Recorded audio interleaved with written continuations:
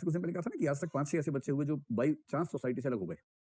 उनमें से जो लेटेस्ट मैंने एग्जांपल दिया था अफ्रीका के बच्चे का, उसके केस में हुआ ये था कि 4-5 साल की उम्र में उसकी माँ की मृत्यु हो गई बच्चे की। उसका बाप बहुत ही क्रूर था। सामान्य बाप क्रूर होते हैं लेकिन वो उनसे ज़्यादा क्रूर था, बहुत क्रूर था, बच्चों को बहुत मारता था।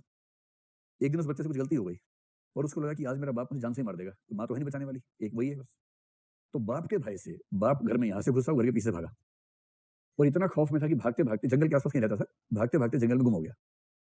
अब उसे लौटने का रास्ता ही नहीं पता था। 4 साढ़े 4 साल की उम्र की बात थी। और जब वो वापस आया समाज में, उसकी उम्र लगभग मेरे ख्याल से 20-22 साल के आसपास थी। मैं स्मृति से बता रहा हूँ, 2-4 साल आगे पीछे हो सकता है। इतने साल तक उसको पाला लंगूरों ने।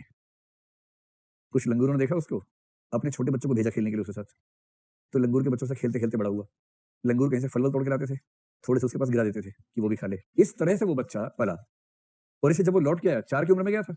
जब लौट के आया तो उसको ह्यूमन लैंग्वेज नहीं आती थी। ह्यूमन लैंग्वेज सीखने के लिए ब्रेन का डेवलपमेंट जैसा होना चाहिए वैसा भी नहीं हुआ था और सबसे रोचक बात, वो सीधा लेट नहीं सकता था क्योंकि बंदर लेटते नहीं सीधे। वो हमेशा ऐसे होके लेटता था, बंदरों की तरह से। उसको पहली बार नहलाने में कम से कम 1 महीना खर्च हुआ, समझाने में वो विद्रोह करता था पानी के नाम से। उसे सीधा सुलाने में कई साल लग गए।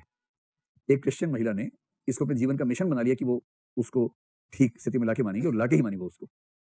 और इस समय वो लड़का अफ्रीका के किसी देश में एक पॉप सिंगर है, जिंदा है सबसे बड़ी बात।